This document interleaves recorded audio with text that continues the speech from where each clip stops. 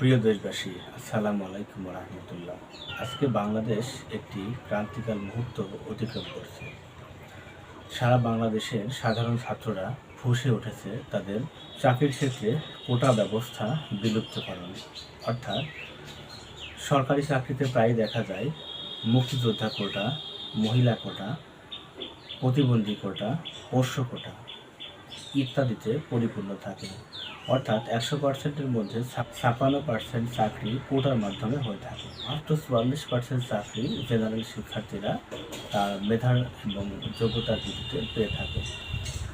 তাহলে আমরা দেখতে পেলাম অধিকাংশ চাকরি যখন কোটার ভিত্তিতে পেয়ে যাচ্ছে, তখন সাধারণ শিক্ষার্থীরা বঞ্চিত হচ্ছে। আসলে যুগে যুগে কালে কালে ছাত্রছাত্রীরা তাদের ন্যায্য অধিকার ফিরে পাওয়ার আন্দোলন করে এসেছে। অ্যাজ ইউজুয়াল এখনও তারা এই আন্দোলনটা অব্যাহত রেখেছে। সো এখানে তারা অনেক সুবিধা বঞ্চিত হচ্ছে।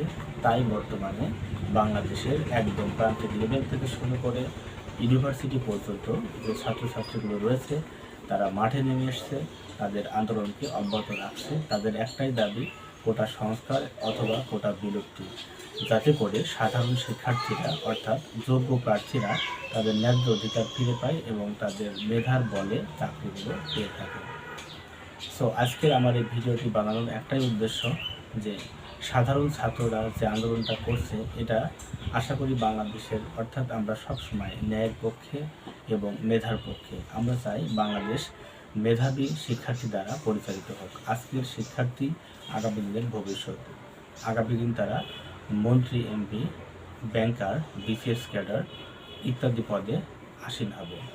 আমার ভিডিওটি ভালো লাগলে অবশ্যই সাবস্ক্রাইব করবেন এবং ফেসবুকে দেখে থাকলে লাইক, কমেন্ট, শেয়ার করবেন। ধন্যবাদ।